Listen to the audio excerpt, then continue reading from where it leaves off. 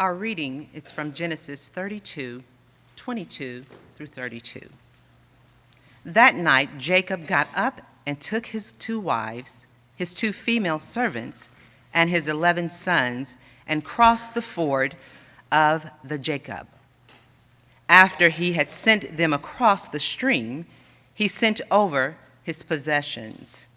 So Jacob was left alone, and a man wrestled with him till daybreak.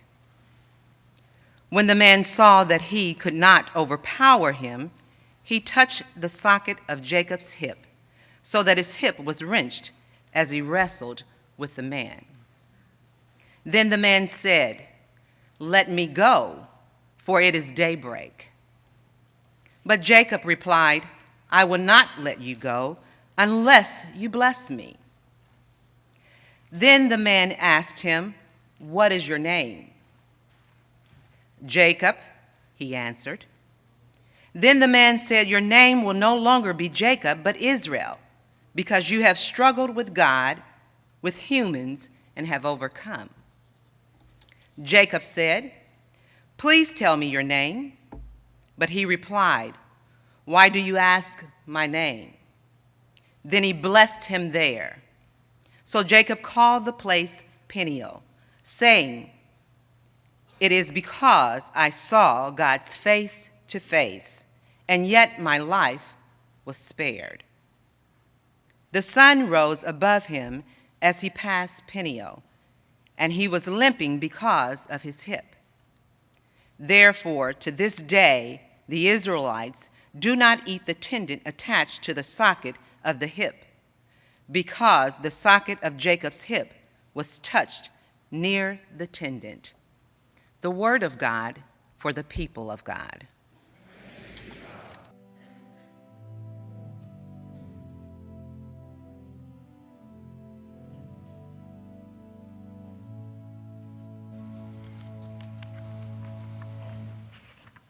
Good morning, friends.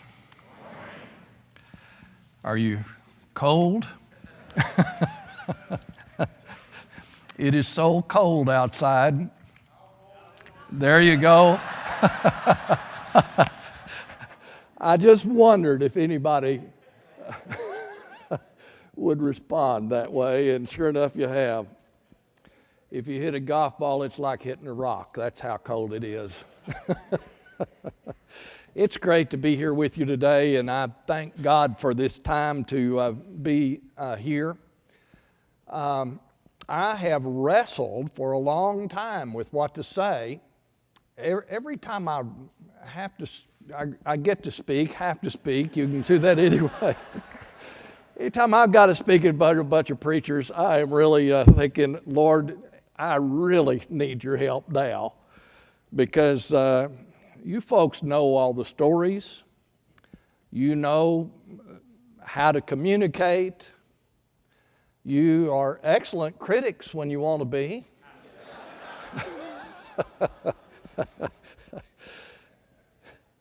But you know, here today, I just want to ask God to come and speak to us through this story and through this text. You ever been stuck? I think I've spent a lot of my life being stuck at various points in time. One time I was a kid, and it was a rare occasion because it had rained in West Texas. And I thought I could make it through the Playa Lake on the dirt road, and I couldn't. And when you're stuck out like that, about all that you can do is spin the wheels of the car. You're not going anywhere. You're making everything a royal mess, and by the time you get out and you're covered with mud and you got to somehow make your way home and tell your dad you need help, that's not a real good feeling. Luckily, I just did that once as a child or as a teenager. I did have the privilege of having my son do that as well, so I got to experience that on both ways. And I'm not sure which is harder. Whether to figure out what am I going to tell my dad to get out of this, Or what am I going to tell my son that it's okay, but don't do that again, for heaven's sake? Now that's kind of easy to talk about, but it's easy to get stuck in ministry as well. And when I look at this text, which I have read over and over and over during the last 40 years of life, I cannot help but identify with Jacob. First of all, Jacob, he has the nickname Grabby. I think that characterizes me. It probably characterizes many of us.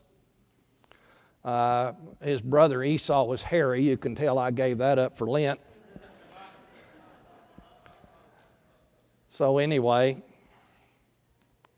Jacob wanted it all. He wanted it all. And he stuck on the banks of the Jabbok River. He cannot go back because if you know the story, he can't go back. His father-in-law Laban and he had made an agreement. They set a boundary and said, you cannot cross over, neither one will cross over. That was a fresh conflict, and he couldn't go back. And he really can't go forward because the last words he remembered his brother Esau saying was, I'll kill you.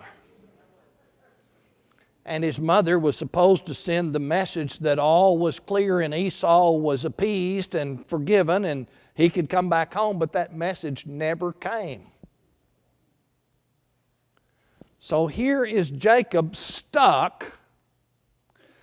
He can't go back. He takes a great risk going forward. And so what's he going to do? He's trapped. In fact, the 32nd chapter, the 7th verse says it this way: Jacob was terrified and felt trapped. So he divided into two camps. Now that makes me wonder, was Jacob a Methodist?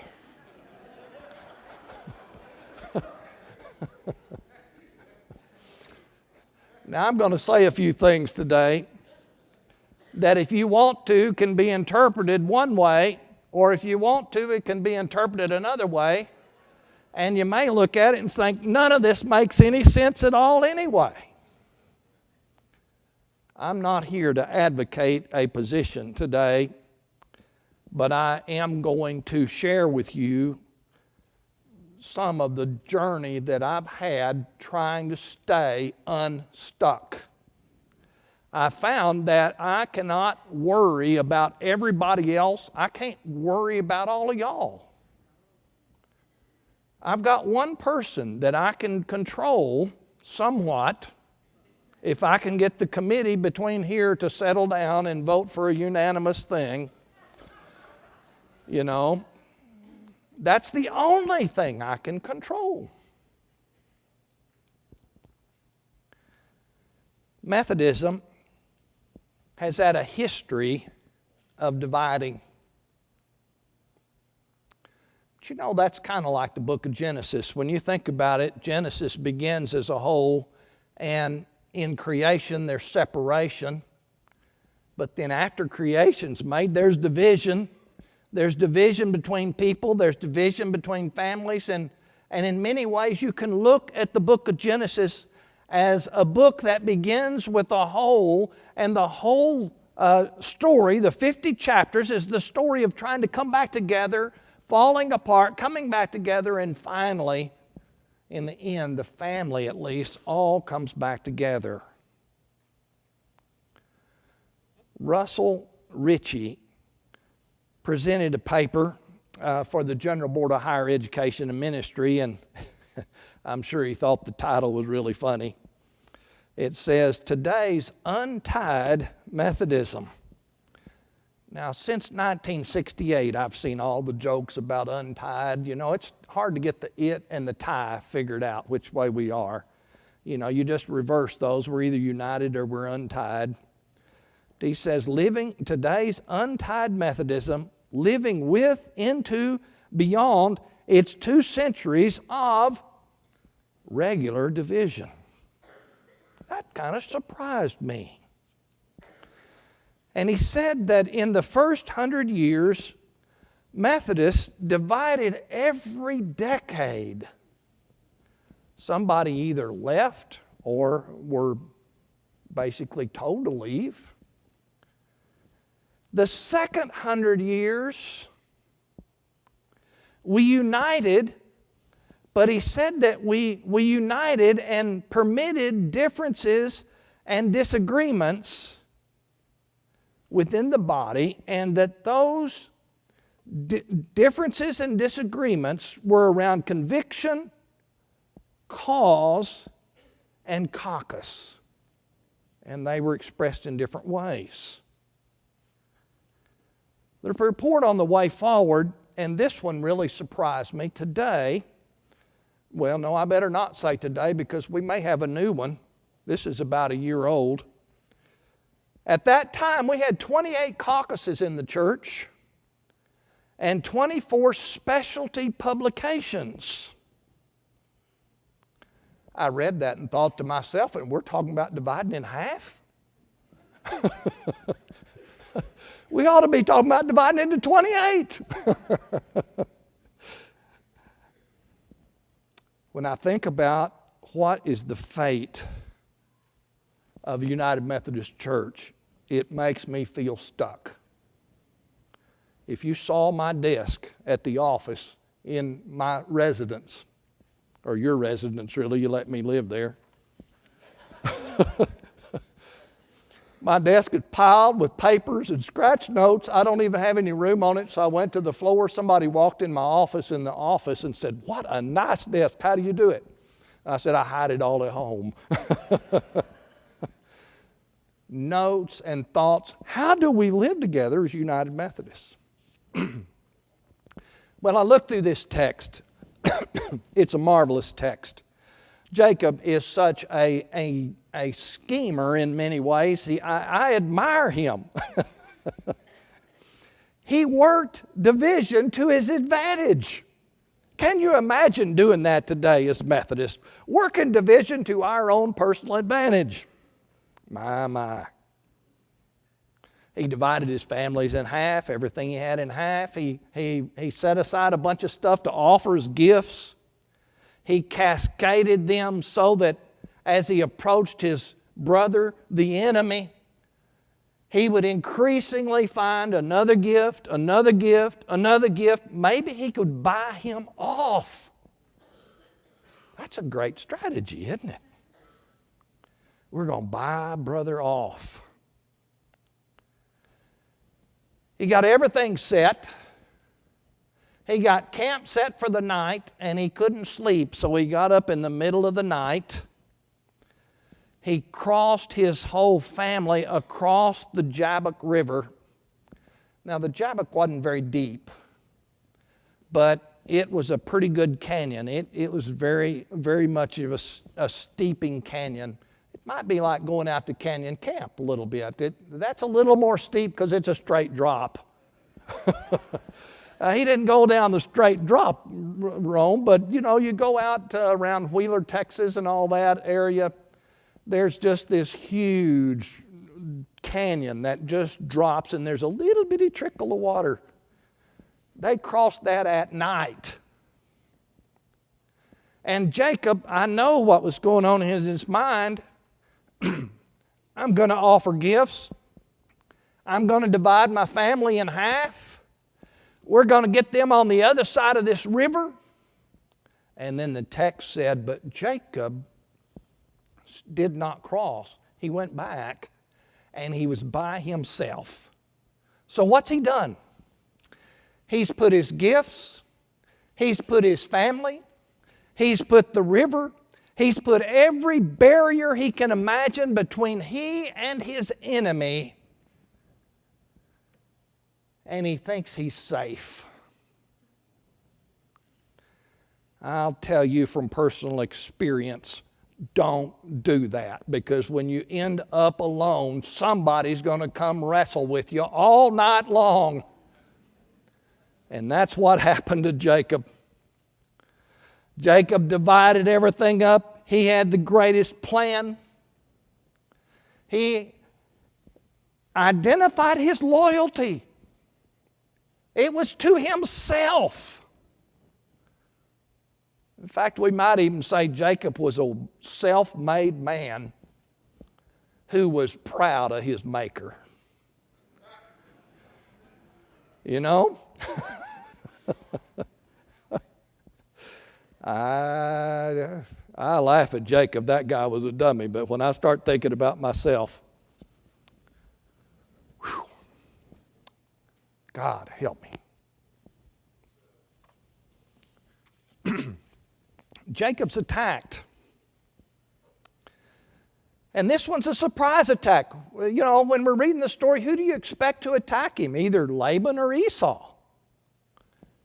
But it's somebody else, and the text clearly says it's a man. Comes and wrestles with Jacob.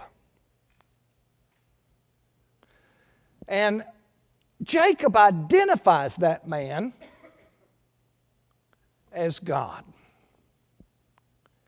He named the place Peniel, which means I've seen God's face and I'm still alive.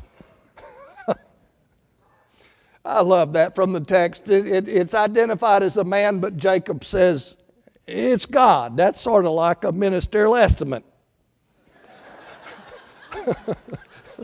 You know? And he wrestles, you know that story. And he's somehow changed because he grabs hold and he hangs on and he asks for a blessing from God. I think if we are Christians today in the United States, if we're United Methodists, that's what we've got to do. We are wrestling. We are fighting. We are trying to hang on. And we got to hang on. Whatever that means, we got to hang on and say, God, bless us. Bless us. Bless us with the renewed power of the Spirit. Bless us with the renewal of the mission. Bless us with clarity of what we need to do and be and become. There are some days that all I can do is just think, I just got to hang on until we're blessed.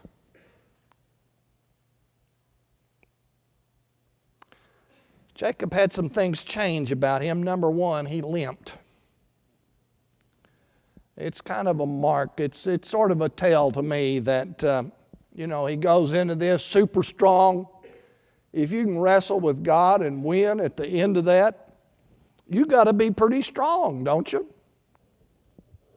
But strong man Jacob comes out of there limping because God didn't fight fair. I mean, that's the way I see it. Did God ever fight fair? Was God fair when He called you into ministry? Probably not. God changed his name. He gave him a new name from Jacob to Israel. We know all that. We see all that. And those two things were easy to jump out at me. But, the thing that showed me that maybe he really changed was how he positioned himself in relation to all his stuff. Remember, he put the gifts out here. He put his family divided into two companies over here. He put the river over here. And then here he was at the back. And I read that and think about that coward. He's hiding.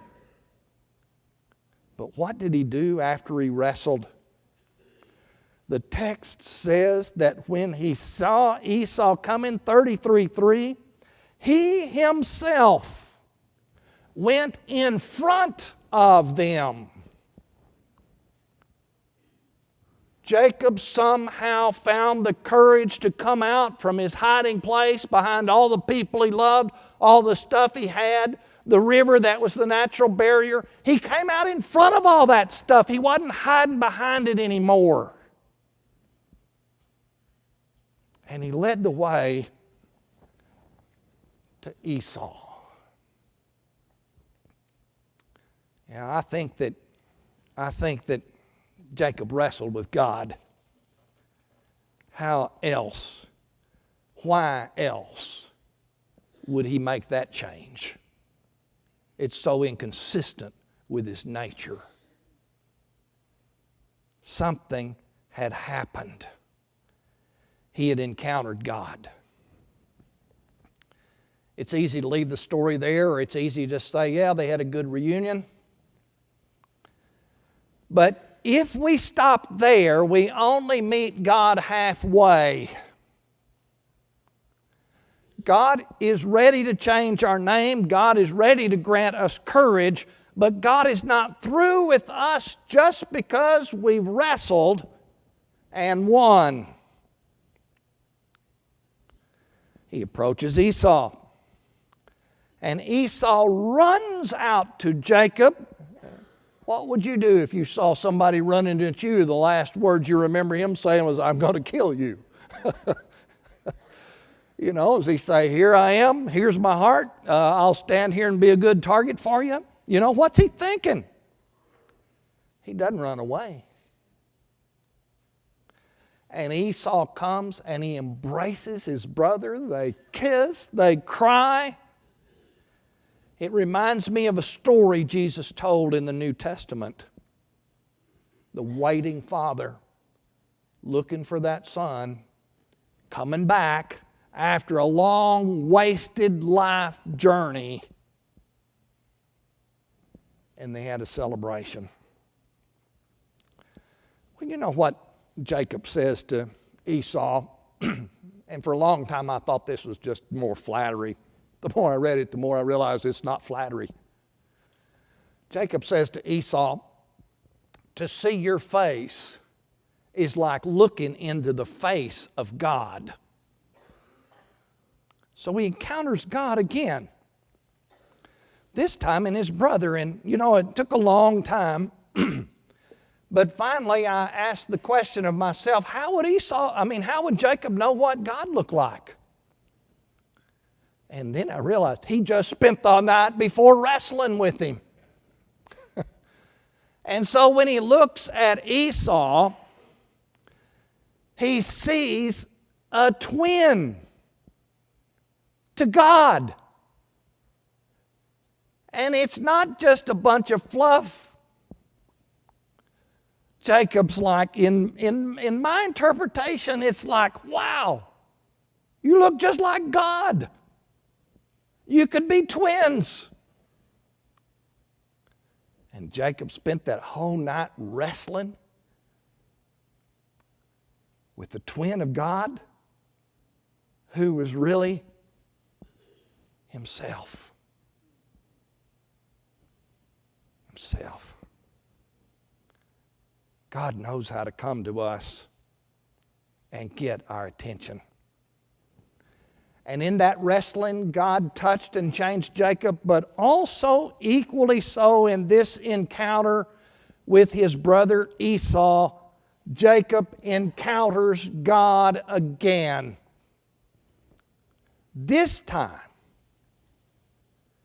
it's a God of flesh.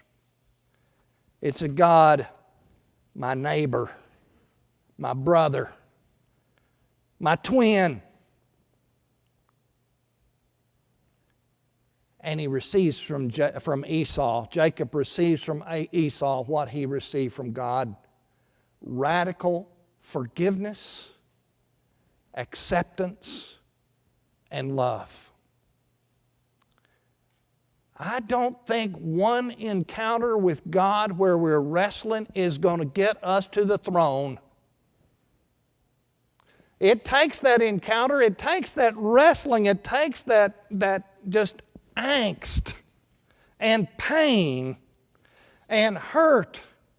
But God didn't come to wrestle us into the kingdom. God came expressing forgiveness and grace. A new experience of forgiveness and love.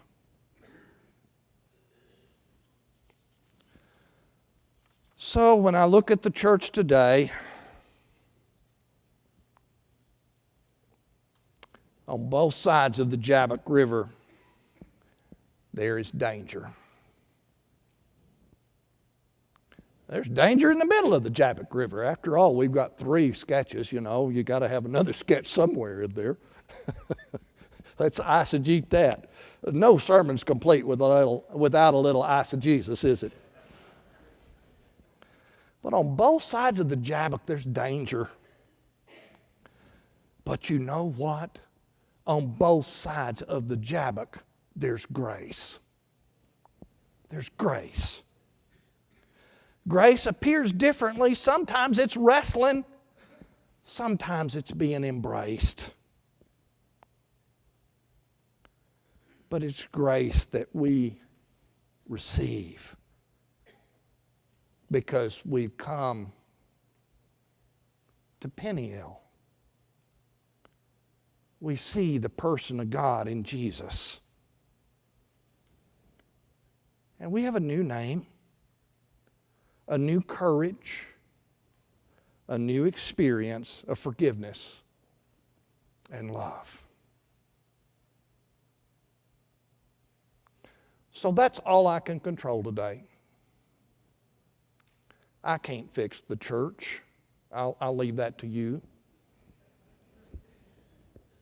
None of us can fix the church. But we can plumb the depth of the Scriptures and ask God to show us grace. And there's always another experience of grace waiting just around the bend. It's not just coming while we're wrestling. It also comes when we meet another. So I pray for you, and I pray for the church. I'm not going to worry so much about it all. I tell myself, I'm going to try not to. Usually what I tell people, when I say I'm going to try to do something, that means I'm not going to do it. I'm going to try not to. I'm going to try to focus on Jesus. And I'm going to invite you to do the same. Who knows what tomorrow brings? But we know who holds tomorrow. And we ask God to come and be with us today. Let's pray.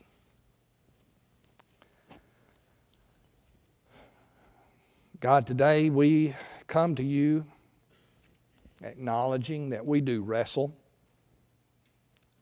We wrestle with each other. We've got all these conflicts. We set up boundaries. We make threats. We do all the stuff that we've seen in this story. It's really funny. But Lord, help us not to look at ourselves even in disgust. Help us not just to isolate and think we're the only prophet left in the world.